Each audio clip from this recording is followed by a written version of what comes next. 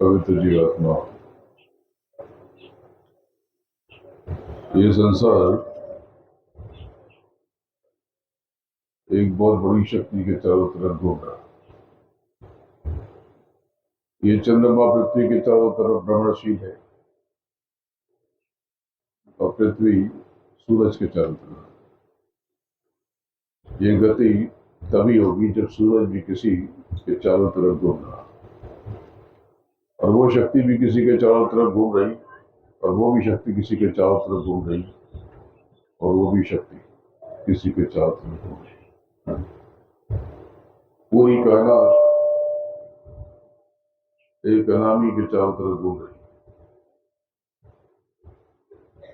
अनामी यानी गुरु महाराज। तो सच्ची बात यह है कि पूरे संसार में बस यही गुरु होते हैं, दूसरा कोई गुरु न हुआ न होता है। अगर आप समझते हो कि मैं गुरु हूं तो गलत सोचते हैं। मैं तो क्या, कोई भी गुरु नहीं। गुरु केवल गुरु महाराज, और मैं तो उनके चरणों की धूल हूं, उनके चरणों की रच और आपका सेवक जो गुरु महाराज के आदेश अनुदेश से इस विशेष काम में लगे हुए। बाकी और कोई मेरा परिचय नहीं। लेकिन मैं कौन हूं, कुछ हूं या नहीं हूं, ये इतना महत्वपूर्ण भी तो नहीं है। अगर महत्वपूर्ण कुछ है तो ये है कि आप कौन हो। क्या आप देह हो, आप ये शरीर हो, आपके हाथ पैर आप हो, आप कौन हो? न आप देह हो, न मन मस्तिष्क हो, ये सब आपके। आप उस मालिक का अंश। अगर आप उस मालिक का अंश हो, उस प्रभु का हिस्सा हो, तो छोटे मोटे प्रभु तो आप भी हो गए। फिर आपकी ये गति दुर्गति क्यों है? तो इसलिए कि आप स्वयं को नहीं जानते। जब आप स्वयं को नहीं जानते तो आप गुरु को भी नहीं पहचानते, प्रभु को भी नहीं जान सकते। अगर आप अपने आप को जान लो तो सारा भ्रम चुटकियों में मिट जाए। नहीं तो कोई भी आएगा और कहेगा मैं गुरु, क्या आप मान जाओगे? आपको पहले अपने ऊपर, अपने भीतर बनना पड़ेगा। आज मैं आपको थोड़ी गहरी बातें बताऊंगा, लेकिन पहले गुरु महाराज। बहुत से लोग ये मानते और कहते हैं कि गुरु महाराज मर गए। अरे भाई, अगर गुरु ही मर गए तो सब मर गया।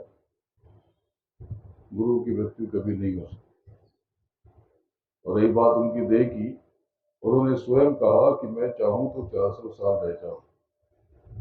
मेरा यकीन करो, विश्वास करो कि गुरु महाराज चाहे तो 400 नहीं, 4 लाख और 4 करोड़ साल तक रह जाएं।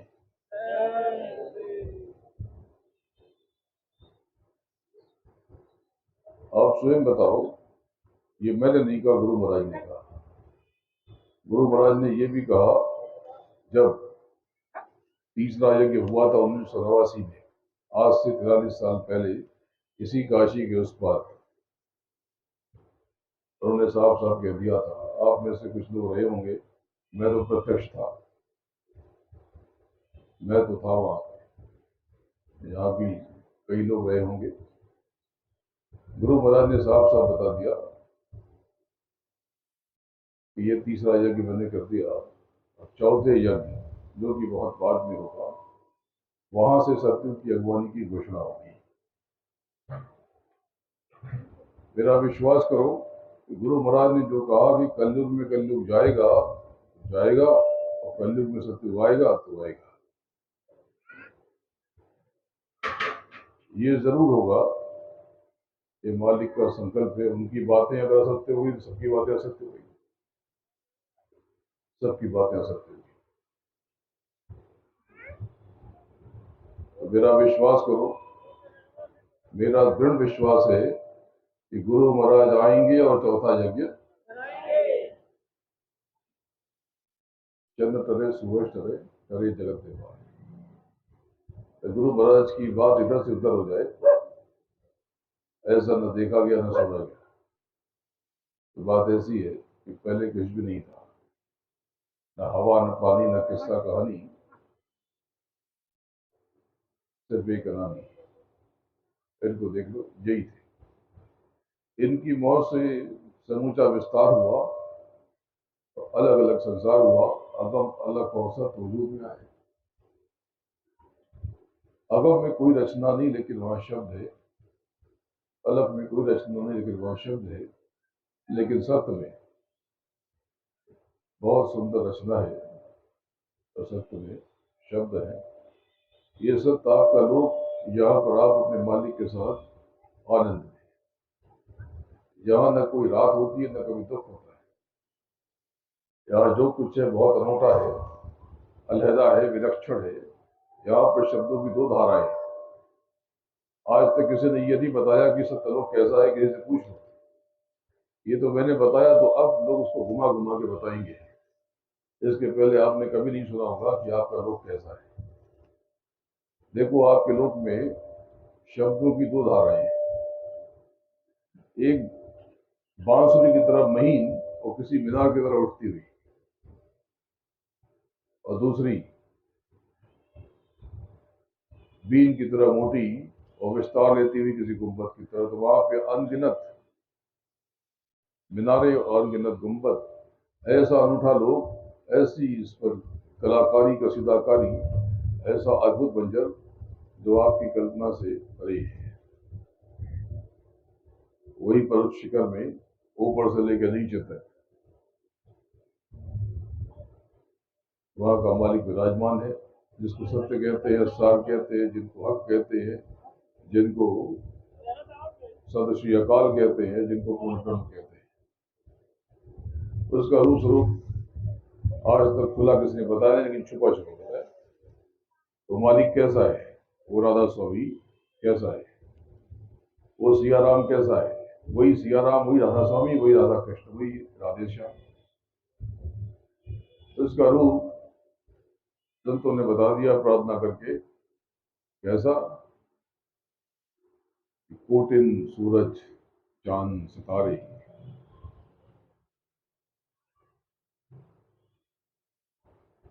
रोम रोम में करे उजलाए। ऐसा विलक्षण रूप, ऐसा स्वरूप, ऐसा उसका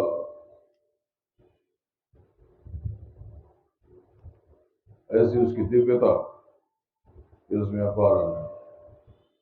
सुनते मस्त होकर के उस राधा स्वामी में कोई नहीं है। लेकिन उनकी मौत से उनकी फिर मौज हुई और सुन तक विस्तार हुआ। ये सब जो गद्दे पे बैठे उनसे पूछना, ऊपर का भेद पूछना, ये नहीं बता पाएंगे। अरे संत मत में गुरु का कोई उत्तराधिकारी नहीं होता।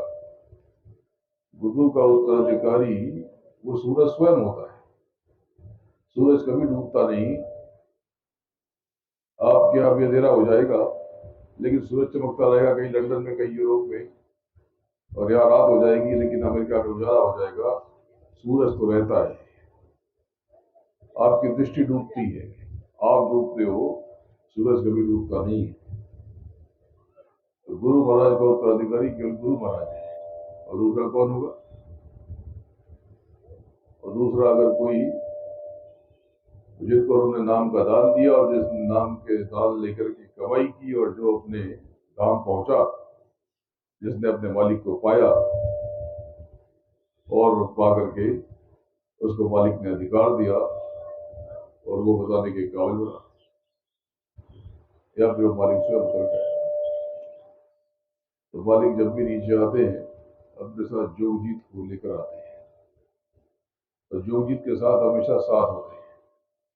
जोगजीत कौन? जोगजीत महाशून्य के मालिक। ये महाशून्य क्या? देखो, गुरु महाराज को जानना है तो आपको पहले अपने अंदर जानना पड़ेगा। अंदर जाना पड़ेगा, यहाँ पर दीप जलाना पड़ेगा। विनय करूँ मैं दो कर जोरे, सदगुरु द्वार तुम्हारे, और बिन घृत दीप आरती साधु, दो होती बस्तारे। आओ सहित नित बैठी जरूर पे, जो वत प्रियतम प्यारे, और पग ध्वनि सुनो, श्रवण ही मन के कार्य। तब जाकर के आपके भीतर दीप जलेगा, जब आप रोज बैठोगे तो वह सुराग हो जाएगा और उसमें से चमक नुमाया होगी, प्रस्फुटित होगी।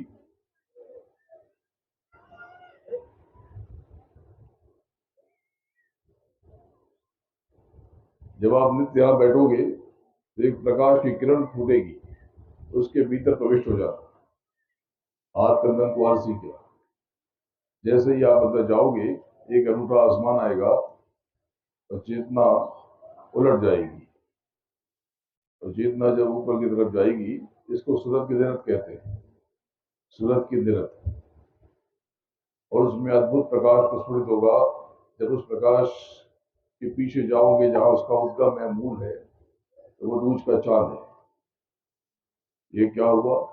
उस दूज के चांद का दीदार करते ही आपके आंख से आंसू छलक उठते हैं।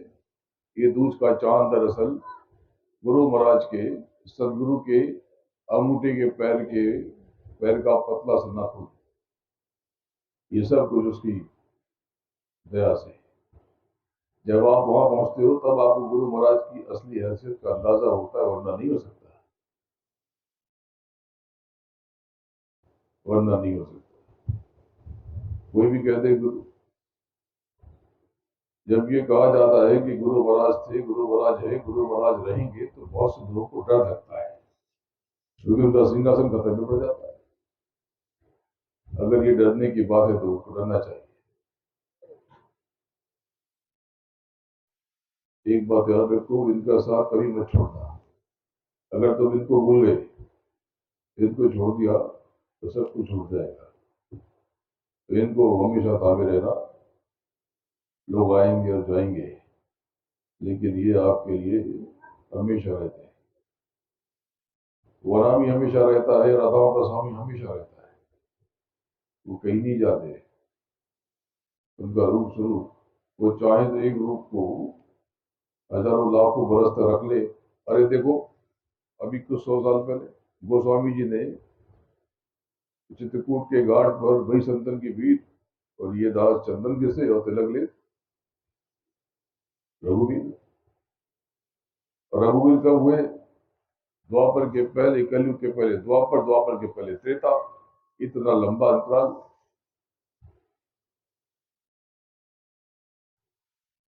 13 लाख साल तो ऐसे ही हो गए, 14 लाख साल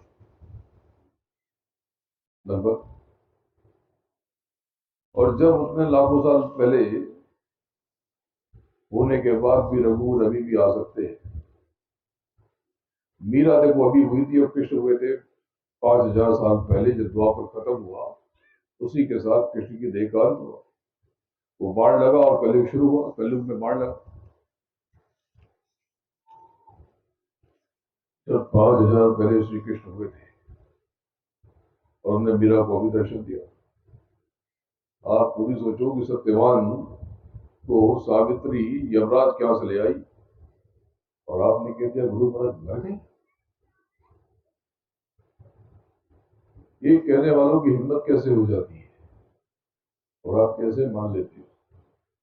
आप पहले स्वयं आकलन और मूल्यांकन करो, और मूल्यांकन करने के बाद अपनी आंखों के बीच में बैठो, हाजिरी लगाओ, और फिर जो हो उस पर बात करो।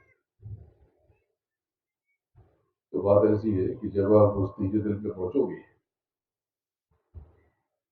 जहां पर ये दूध का चांद है, वही तीजा तिल है, और वही मधुबन, और वही कुंजगली, और वही नारियल पुंगी फल, और वही नाथ द्वारा, और वही चरण कमल। ये वही चरण कमल है, तीजा तिल, जिसको प्रार्थना में कहते हो आपकी भरोसो चरण कमल का तेरे। 10 दिन के चरण कमल का ही भरोसा करना, और जैसे ही उस चरण कमल का भरोसा करते हो तो ये दिल भी, तो ये तीजा तिल है, ये जो पिंड का अंतिम द्वार है।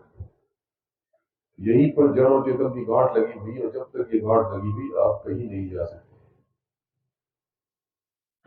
जब आप जगत में रह करके, कीचड़ में रह करके इस जगत से निर्लिप्त हो जाओगे, तब वो जड़ चेतन की गांठ खुलेगी गुरु महाराज की दया से। और जब आप आगे बढ़ोगे तो विद्या सिद्धियां आपकी तरफ आएंगी। ये जो गांठ खुल जाएगी जड़ चेतन की, तब सूरत को अपना असली बोध हो जाएगा कि मैं ये देह नहीं हूं, ये हड्डी मेरी है, पैर मेरा है, ये हाथ मेरा है, ये आंख कान नाक मुंह मेरे हैं, तो मैं कौन? मैं इन सब के भीतर, इस देह के भीतर मैं अदेह, अदेह, इस शरीर के भीतर मैं जीव में बदी आत्मा यानी जीवात्मा। दोनों आंखों के मध्य आज्ञा चक्र के अंदर मैं उस मालिक की सूरत। जब आगे बढ़ते हो नियमित अभ्यास से, तो आगे जाकर के रिद्धियां सिद्धियां आपके पीछे दौड़ने लगती। रिद्धियां, और उनको देखा करता, और जब आगे बढ़ोगे, आपने इन रिद्धियों का इस्तेमाल कर लिया, तो आप गिर जाओगे। आगे भूल भ्रम का पर्दा, जिस पर विद्या माया का पूरा नियंत्रण, इसी को महापुरुषों ने वज्र किवाड़ कहा। जब इस वज्र किवाड़ के परे जाओगे आप, तो एक बड़ा सुनहरा आसमान, आगे वही सब कुछ उल्टा, आगे जजरी द्वीप का बड़ा अद्भुत मैदान, जंजीर द्वीप का मैदान, ऐसा मैदान कि उसमें अनंतों लोग हैं, बहुत सारे लोग। ये जंजीर द्वीप का जो जगत है, ये 17 तत्वों का लिंग जगत है।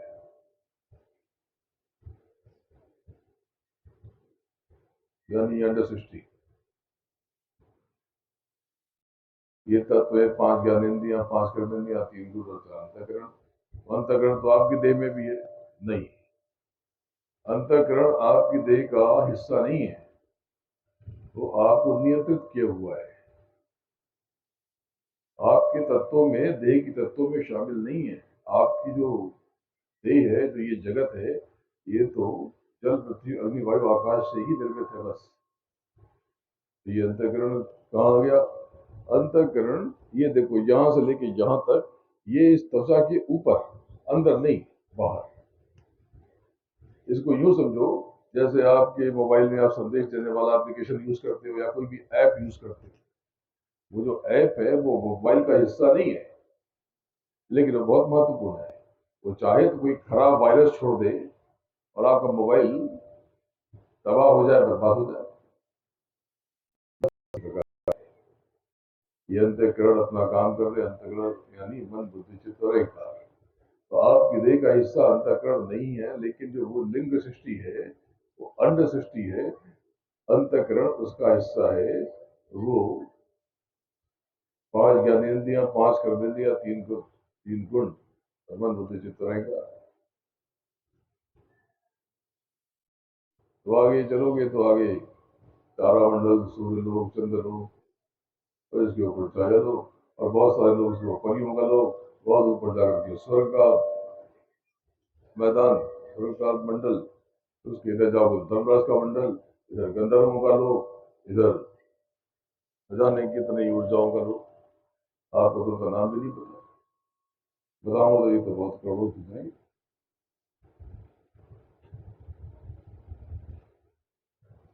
तो पहले जब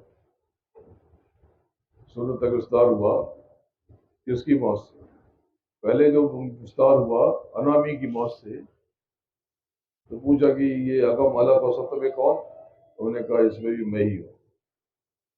और उसके बाद विस्तार हुआ शून्य तक, किसकी मौत से? अनामी की मौत से ना, सत्य की मौत से, सार की मौत से, उस अकाल तख्त के मालिक की मौत से। और उसके बाद शून्य से विस्तार हुआ नीचे तक, सहज दल कमल तक, किसकी मौत से? ये राधा स्वामी की मौत से, सत्य की मौत से। और उन्होंने 16 निर्गुणों को प्रकट किया और नीचे अलग अलग मकाम दे दिया, और आपको एक शब्द शब्द की डोर से नीचे उतारा, लोगों का थोड़ा सा खजाना, ऊपर पूरा समंदर और थोड़ी सी रुकते। आप जब से नीचे उतारे गए आप अपने धाम नहीं जा पाए, अपने मालिक से आप बिछड़ गए, अपने प्यारे से आप जुदा हो गए, अभी भी आप भ्रमित होते रहते।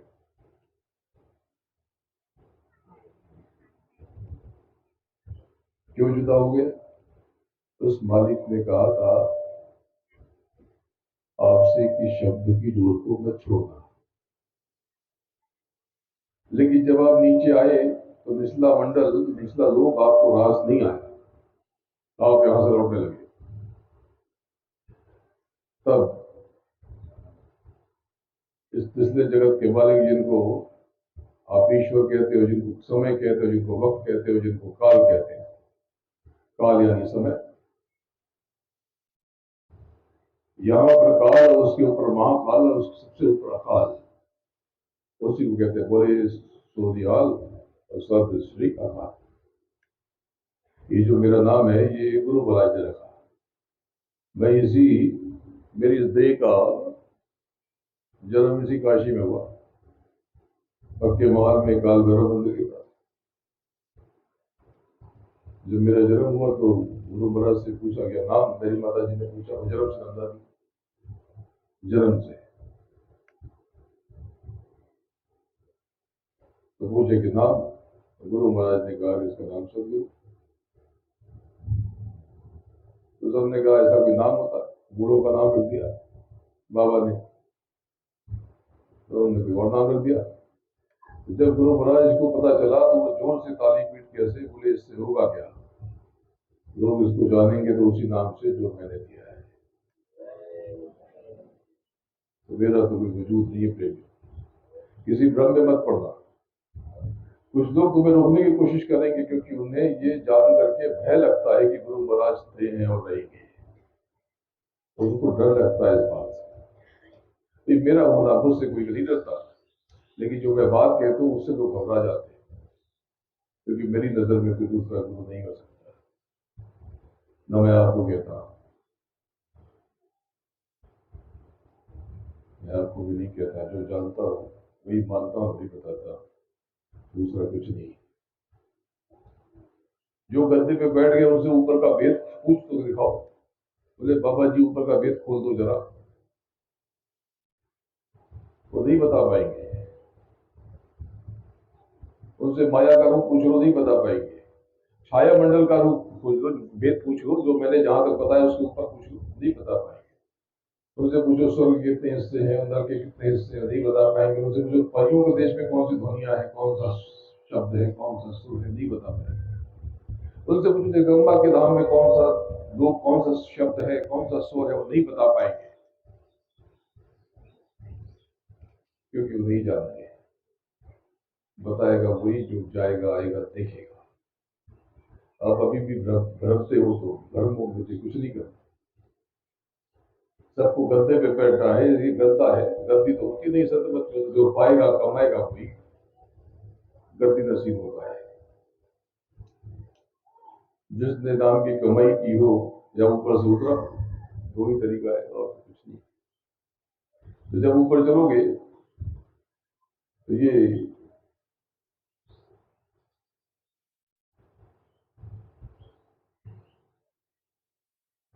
तारा लोक, सूर्य चंद्र और छाया मंडल।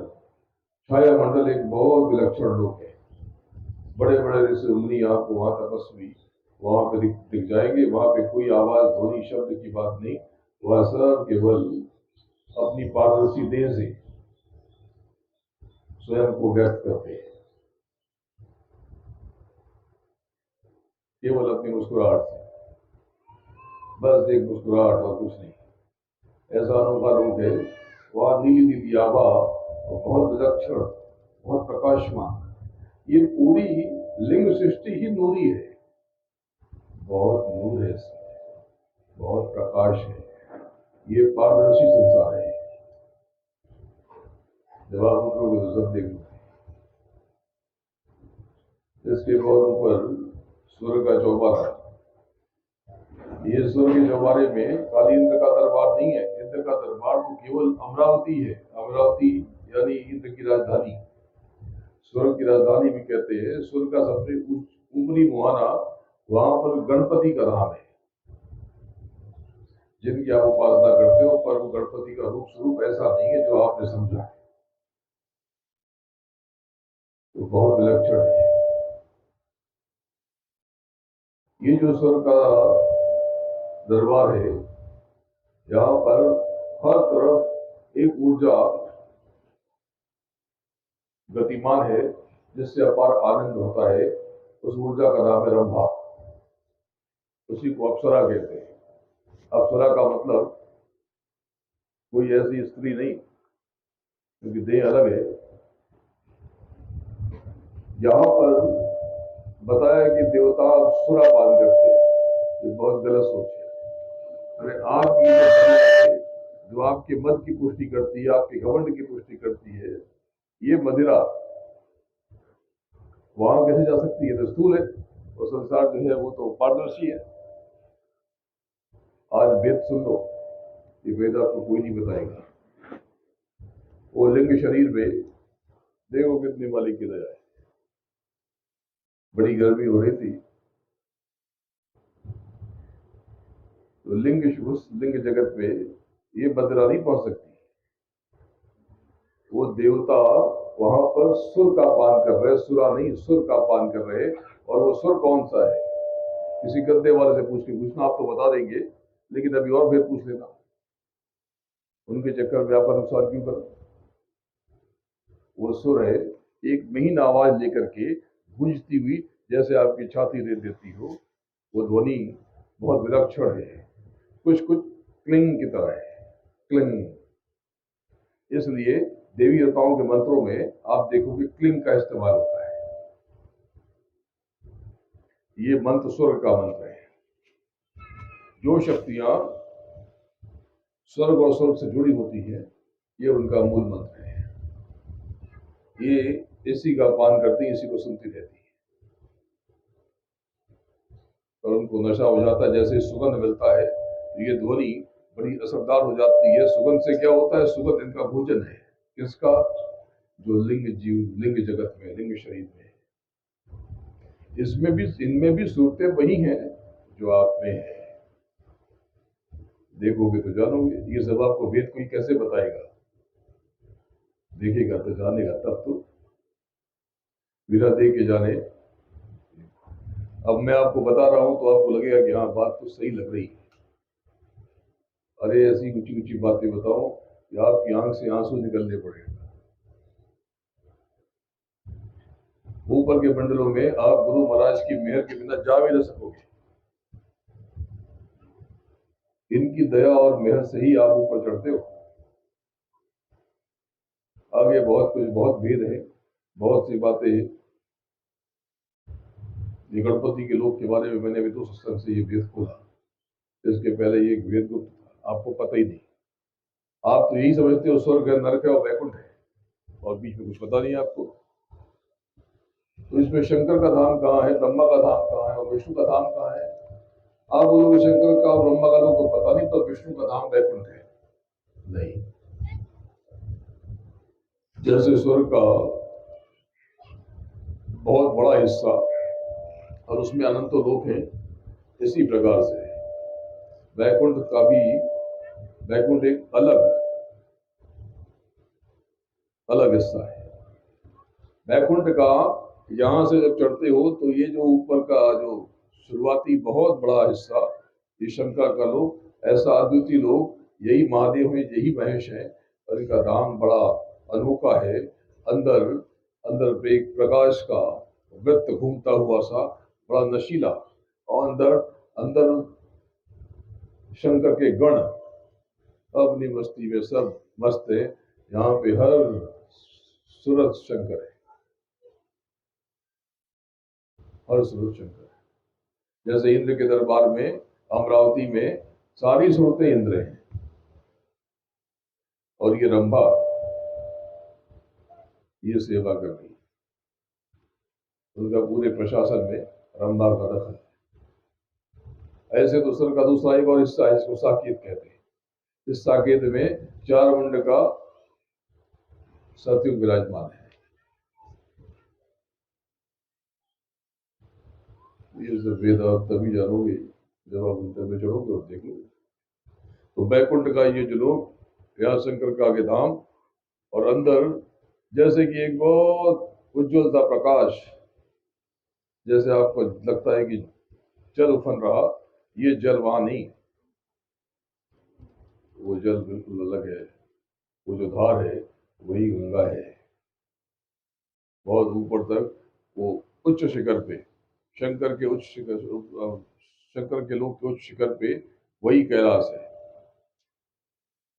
ये कैलाश नहीं जो पड़ोसी देश में। ये तो नाम, पवित्र नाम रखे गए, ऊपर के मंडलों, ऊपर के लोगों, ऊपर के स्थान के नाम पर यह नाम रखे गए।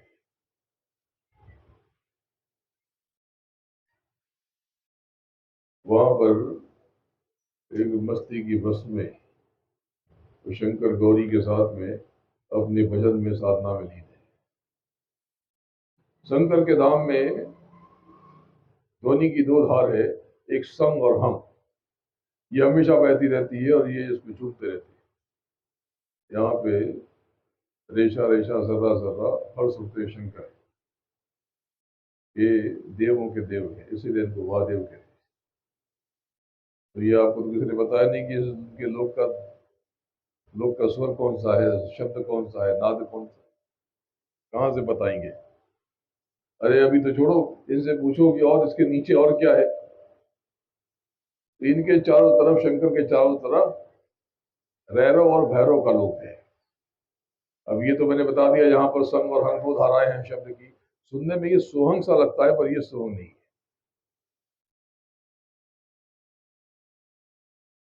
रैरव और भैरव का मंडल, इनसे पूछो कि रैरव और भैरव के लोकों में कौन सा शब्द है, मैं तो बता दूंगा। जब ये जाएंगे पाएंगे तभी तो बता पाएंगे। बात ऐसी देवियों, आपने भी गुरु महाराज को ज्यादा नहीं। गुरु महाराज को अगर आप जान लेते तो भ्रमित नहीं होते। मैं तो देखो कुछ नहीं हूं, मैं तो आपके पास बहुत न आता हूं, न जाता हूं, न मेरा कहीं मठ, न आश्रम, न कोई संपत्ति। बहुत लोगों को बड़ी चिंता है, हर शहर में, हर जगह पे जमीन ले लो, जमीन ले लो, जमीन ले लो, आश्रम।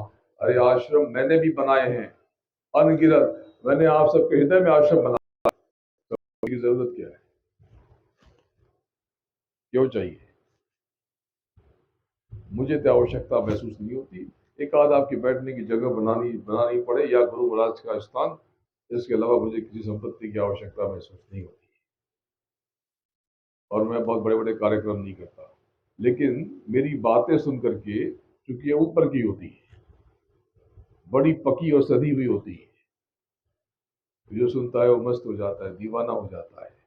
तो कुछ लोग भयभीत होते हैं। अब ठीक है, अगर उनको डर लगता है ये सुनने से कि गुरु महाराज थे, गुरु महाराज हैं, गुरु महाराज रहेंगे, तो मुझे लगता है कि उनको डरना चाहिए। डर न लगता तो कोई किसी को न रोकता। अरे आपको शराब खाने जो लोग जाने से नहीं रोका जाता, आपको संसारिक क्रियाकलापों से नहीं रोका जाता, आपको उल्टा सोचने से भी नहीं रोका जाता, आपको ऐसे गरिष्ठ खान पान जो आपका स्वास्थ्य खराब करते हैं इससे भी नहीं रोका जाता। लेकिन आपको किसी की बात सुनने से अगर रोका जाता है तो सोच लो कि कितना भयभीत होगा कोई। और आप किसी से डरने की जरूरत नहीं, आपको सिर्फ गुरु महाराज के चरणों में नतमस्तक होना है। किसी के चक्कर में क्यों पड़ना, मेरे भी बात में क्यों आना। आप अपने में प्रविष्ट हो जाओ और प्रेम नाम की कमाई करो, अपने घर चलो।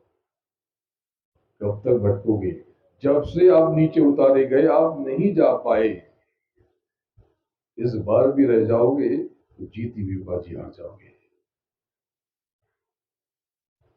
अरे आप सोचो, एक यहाँ कोई पेड़ होगा, उसमें इतना सा गुड़ रख दो, करोड़ों वहां पर चींटे चींटी आ जाएंगे।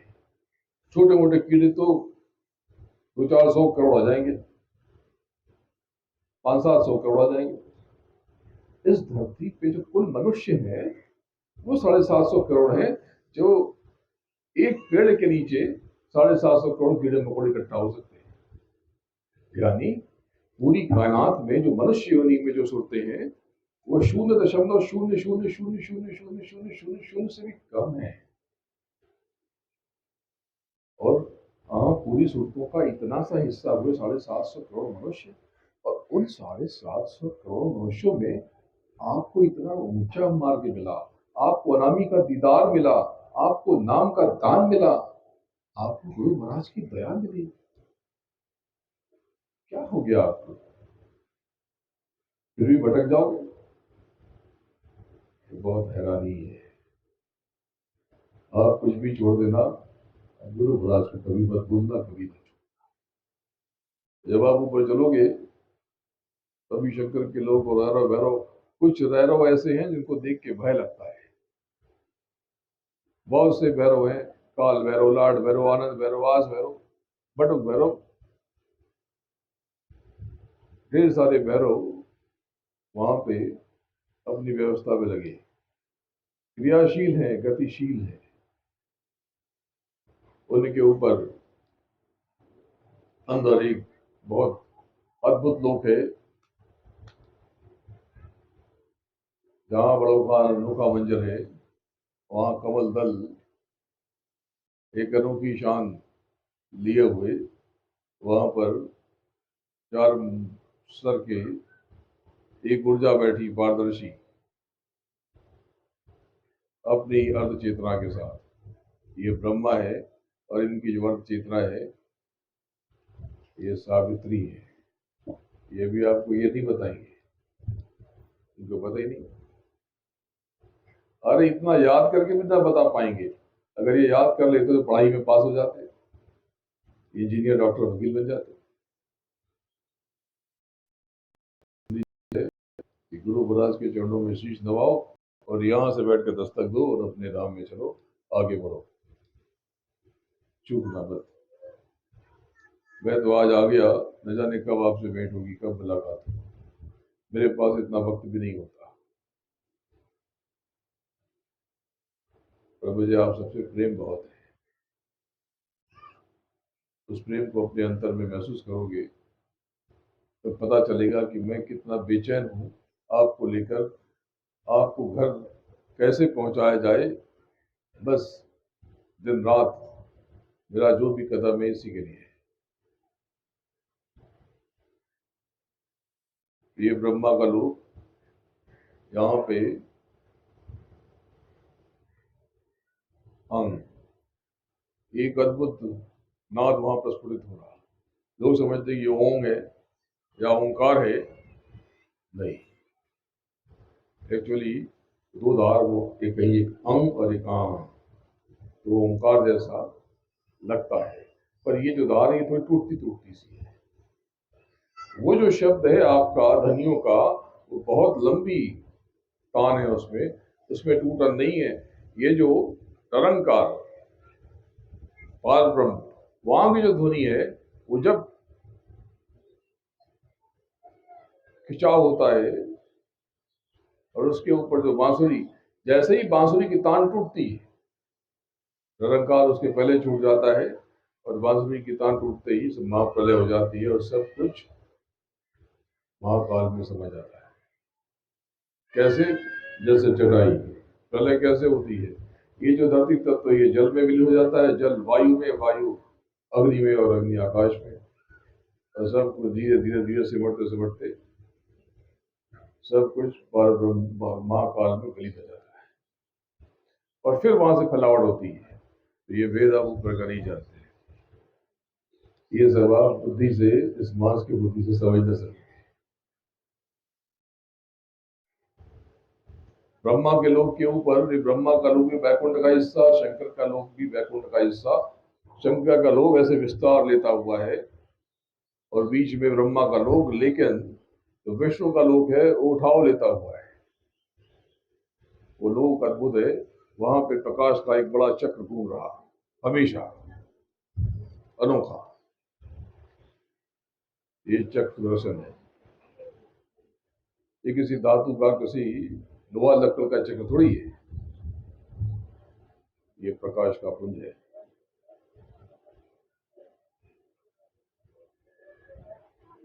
इसके नियंत्रण में विष्णु के लोक की पूरी सत्ता है। वहीं पर क्षीण सागर एक ऐसा धाम है जहां पर विष्णु अपनी अर्धांगिनी के साथ में भजन कर रहे। ये शंकर भी भजन कर रहे, ये ब्रह्मा भी भजन कर रहे, और ये विष्णु भी भजन कर रहे। क्योंकि ये किसका भजन कर रहे, किसका ध्यान कर रहे, किसकी उपासना कर रहे? ये अपने मालिक की, अपने पिता की। इन्होंने अपनी माँ के तो दर्शन किए, माँ का तो दीदार किया, लेकिन इन्होंने अपने पिता को नहीं जाना, अपने पिता को नहीं जानते। ये इनका परिचय इनके पिता से नहीं है।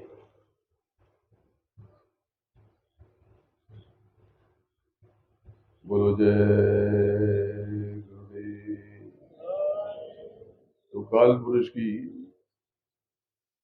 मौत से आद्या माँ शक्ति प्रकट हुई, और आद्या माँ शक्ति के संयोग से इन्होंने 3 पुत्र जन्मे नहीं प्रकट किए। इन्हीं को इस्लाम ने नासूत, कलकूत और जबरूत कहा। हिंदू इनको ब्रह्मा विष्णु महेश कहते हैं। और उसके पश्चात कर्मों का विधान बन गया, और बैराट के साथ 9 करोड़ दुर्गा और 10 करोड़ शंभू प्रकट हुए, और 33 करोड़ देवी देवताओं का सृजन हो गया, और कर्मों का विधान बन गया। इन 33 करोड़ में सारे ये जो ग्राम देवता, स्थान देवता, ये देवता, वो देवता, ये सारे के सारे, और इन सबके बड़े अद्भुत अद्भुत लोग हैं। तो प्रेमियों, मैं बहुत कुछ बताना चाहता हूँ, लेकिन इसके लिए आपको अपने भीतर जाना पड़ेगा, अपने गुरु को, सदगुरु को पहचानना पड़ेगा। उनके चरणों में जब शीश नवाओगे, गुरु महाराज की जब दया में लेके ऊपर चढ़ोगे, तो सब कुछ जान लोगे, सब कुछ जान लोगे। इसके आगे मुझे कुछ नहीं कहना। उस गुरु महाराज को अपने भीतर धारते रहना, और उनका स्मरण करते रहना। तो गुरु महाराज ने कहा कि कलयुग में कलयुग आएगा, कलयुग में कलयुग जाएगा, और कलयुग में सतयुग आएगा। और उन्हें 3 महायज्ञ किए, और कहा कि चौथा यज्ञ मैं करूंगा। ऐसी ऐसी जगह होंगी, ऐसा ऐसा मजमा होगा, पूरा उसका वर्णन किया। गुरु महाराज ने मुझे आदेश निर्देश दिया कि तुम इन देवी देवताओं को जो लिंग शरीर में इनको भोजन देते रहना, और सब चीज की तैयारी करो।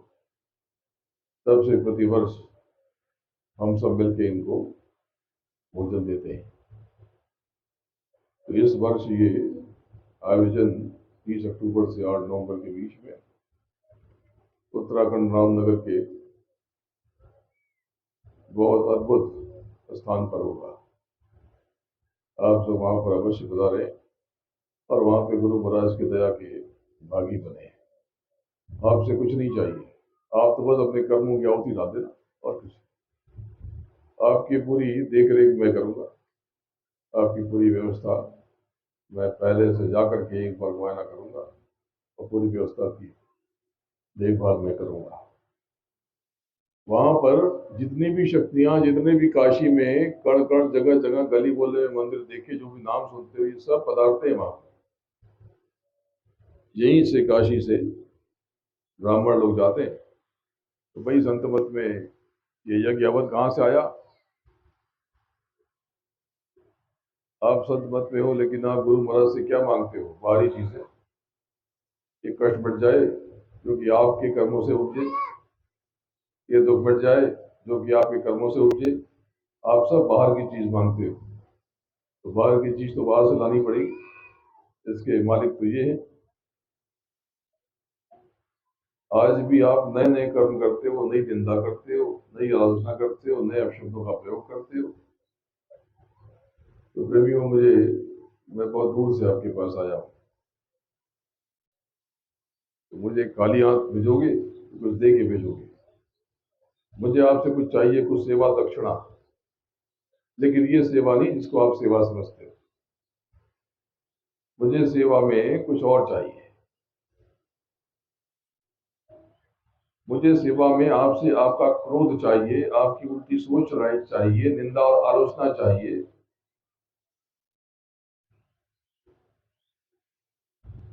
ये जो आप शब्द का गलती से प्रयोग करते हो ये चाहिए। जो तेज में आ जाते हो, आवेश में आ जाते हो, ऊंची आवाज से बात करने लगते हो, मुझे ये चाहिए। अगर आपने मुझे आज ये सेवा दे दी तो मेरा विश्वास करो, आपका जीवन आमूल चूल रूप से आज से ही बदलना शुरू हो जाएगा। देखो प्रेमियों, कुछ लोगों ने कुछ बात कह दी, मुझे बहुत पीड़ा हुई,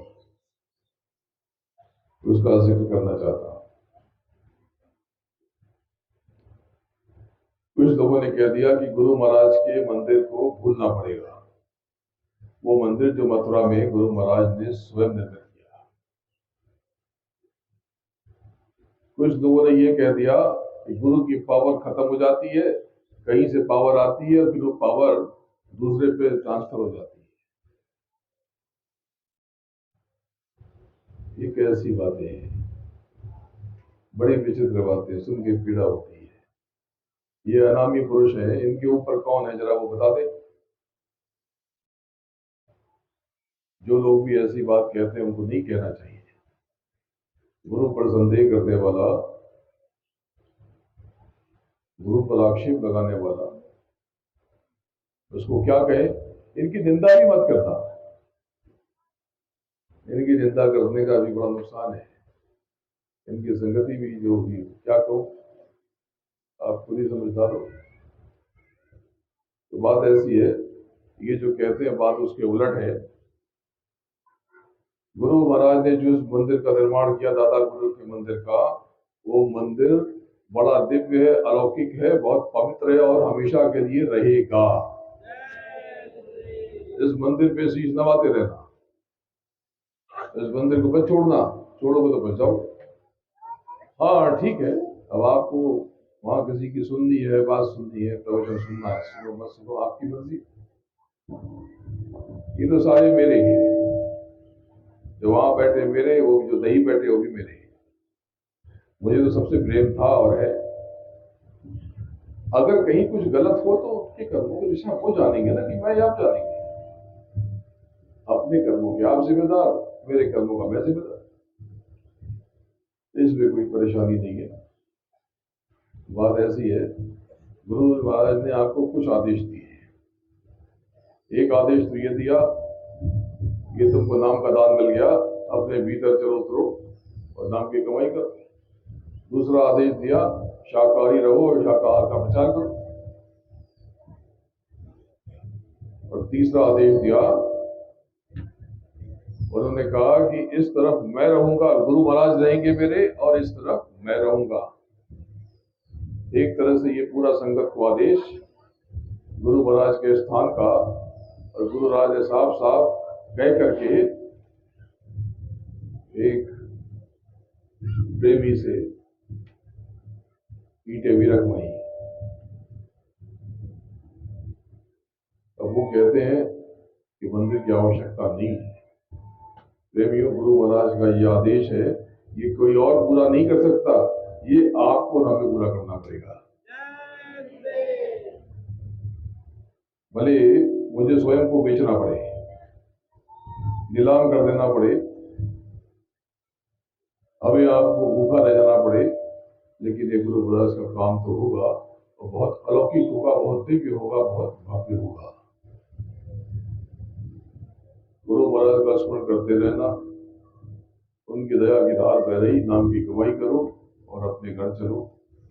आपके पास आके बहुत सुख मिल रहा है, यज्ञ की तैयारी करो, वहां पर बड़ी अद्भुत दया बहेगी। 8 अक्टूबर को कार्तिक पूर्णिमा पर वहां पर अमी रस बरसेगा, बहुत आनंद होगा। आपको वहां गुरु महाराज की दया का स्पष्ट संकेत मिलेगा। और रही बात मेरी कि मैं आपसे बहुत प्रेम करता हूँ, मुझे आपसे कुछ नहीं चाहिए, बस मैं आपसे प्रेम करता हूँ, आप मुझसे, और ये प्रेम का रिश्ता है और कुछ भी नहीं। आज अभी आपके शहर में हूँ, ये तो गुनाशक काफिला चल रहा है। गुरु महाराज का आदेश और निर्देश, ये काफिला जहां जहां से गुजरेगा वहां के लोगों के दुखों में असामान्य रूप से कमी होने लगेगी। वहां के लोगों का दुख धीरे धीरे कम होने लगेगा। आपको स्वयं महसूस होगा, या आसपास के जो लोग हैं इस काफिले का दर्शन करेंगे और आपको बताएंगे, ये जो आए थे लोग, इनको देखा और इसके बाद हमारी ये दिक्कत दूर हो गई, हमारे ये काम बनने लगे। तो आप भी काफिले में चल रहे लोगों का दर्शन करो, अंतर में प्रणाम करो, और अपने भीतर उतर करके अभ्यास का समय बढ़ा दो, नाम की कमाई करो।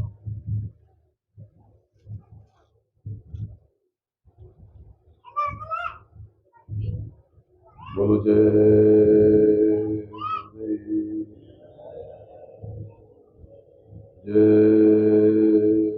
गुरुदेव। जय गुरुदेव नाम किसका, जय गुरुदेव नाम किसका। गुरु महाराज के चरणों में बारंबार नमन करता हूँ और आप सबको प्रणाम करता हूँ। जय